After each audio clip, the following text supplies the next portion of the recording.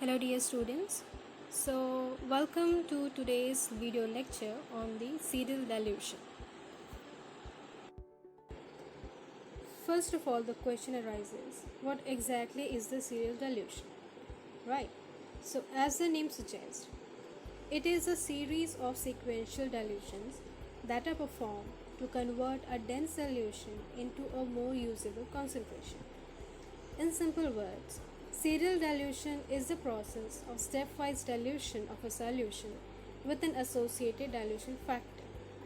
Now, in biology, serial dilution is often associated with reducing the concentration of cells in a culture to simplify the operation.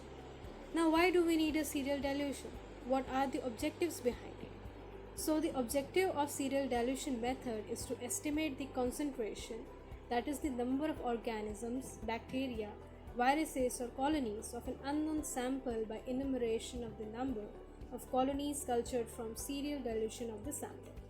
In serial dilution, the density of the cells is reduced in each step so that it is easier to calculate the concentration of the cells in the original solution by calculating the total dilution over the entire series. Serial dilutions are commonly performed to avoid having to pipette very small volumes, that is 1 to 10 microliter, to make a dilution of a solution. By diluting a sample in a controlled way, it is possible to obtain incubated culture plates with an easily countable number of colonies, which is around 30 to 100, and calculate the number of microbes present in the sample. Now, serial dilution, what it involves, what exactly does the process is, how it is done, right? So, serial dilution involves the process of taking a sample and diluting it through a series of standard volumes of sterile diluent, which can either be distilled water or 0.9% saline. Then, a small measured volume of each dilution is used to make a series of pour or spread plates. Depending on the estimated concentrations of cells or organisms in a sample, the extent of dilution is determined. For example, if a water sample is taken from an extremely polluted environment, the dilution factor is increased. In contrast, for a less contaminated sample, a low dilution factor might be sufficient. Serial two-fold and tenfold dilutions are commonly used to titer antibodies or prepare diluted analytes in the laboratory. The dilution factor in a serial dilution can be determined either for an individual test or can be calculated as a total dilution factor in the entire series. So, what are the formula for calculating the dilution? Right, so the dilution of each tube in a set will be calculated as volume of sample, which is upon the volume of sample plus the volume of diluent.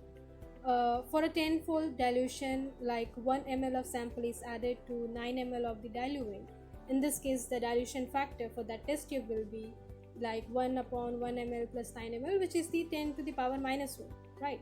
So after the test tube, each tube is the dilution of the previous dilution tube. Now for total dilution factor for the second tube will be the dilution of the first tube in multiplied by the dilution of the second tube.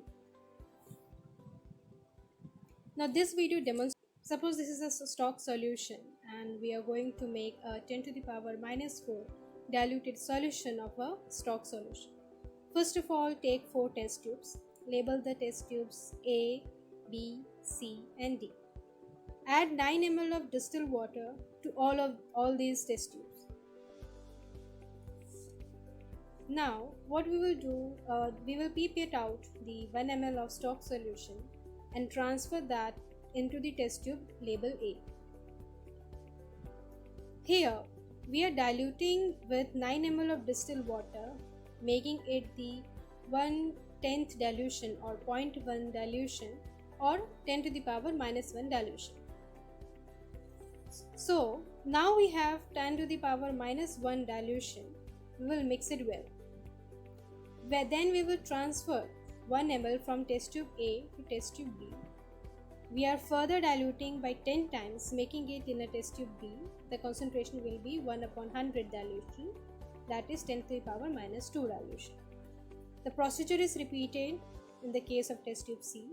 We will mix it well and transfer the 1 ml of solution from test tube B to test tube C, so that we get 1 upon 1000th dilution or 10 to the power minus 3 dilution.